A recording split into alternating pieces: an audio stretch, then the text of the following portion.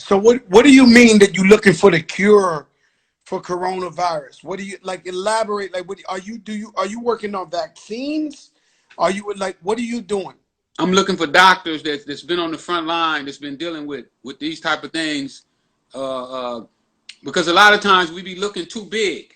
You know what I'm saying? We in this country we've made this fictitious or Facade, facetious facade about facade. Yep. if you're not big, if you're not rich, you don't know. And I know from experience that that's not the case. Just like you said, the crackhead that came up to you, everything that I ever did came from crackheads because I didn't make it in school. You know, I didn't get my education in school. I got my education from the streets. So I don't look at life the same way a lot of people do. If I see a bum laying on the street, my thing is, how did he get here? Because if you don't know how he got there, then you can't judge him. You know, I used to sit down with them, and when I used to hustle, I used to speak to them, and you'd be surprised how many of them would say, yo, I was the man. I used to have the Cadillac with the white walls. I had all the women in the world. And believe it or not, large of my population and the people I love the most are women. But a lot of guys were blaming them on their women when they was using the dope and all that. They were like, yo, I caught my best friend sleeping with my wife.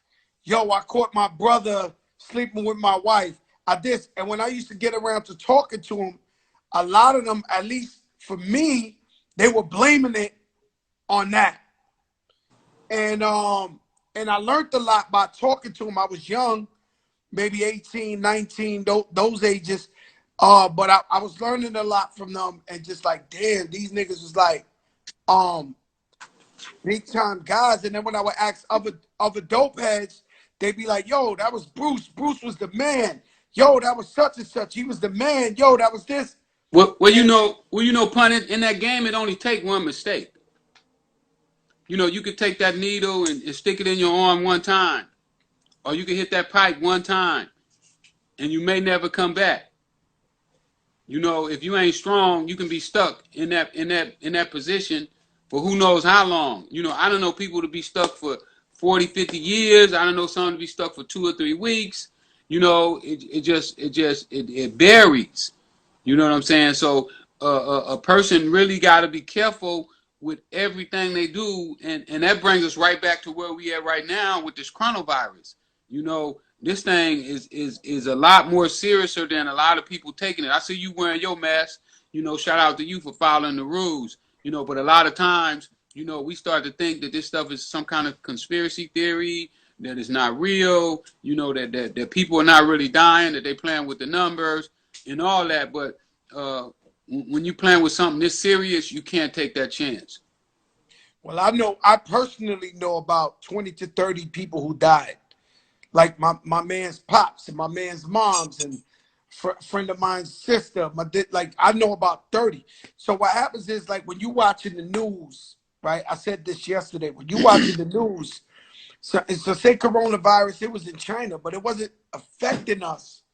So you look at it on the news, you're like, some shit is going on in China, but that ain't really bothering me. So you in the club popping bottles or whatever. So in this country, apparently the whole East Coast, like New York and New Jersey and down to DC now, it's on fire with the corona and it's mad deaths. I'm from there. Like you from South Central LA, I'm from New York. So I know a bunch of people that's passing away because of the coronavirus. So I know how real it is. But then there's spots in America where it ain't so serious. So people are looking at it like, what coronavirus? Like that shit ain't real, but it's very real. I think just a month ago, 30 days ago, we recorded our first death in the US. And 30 days later, we had 38,664 deaths right now today. So you talking about in 30 days, you know, I hear people saying, well, people die in cars, people die from the flu. Yeah, but we haven't had nobody die, 36,000 people in 30 days. That's a serious issue, and it's too many unknowns. You know, like they saying if you get it, then you can't get it again. But they don't really know that because they saying, oh, it came back to somebody.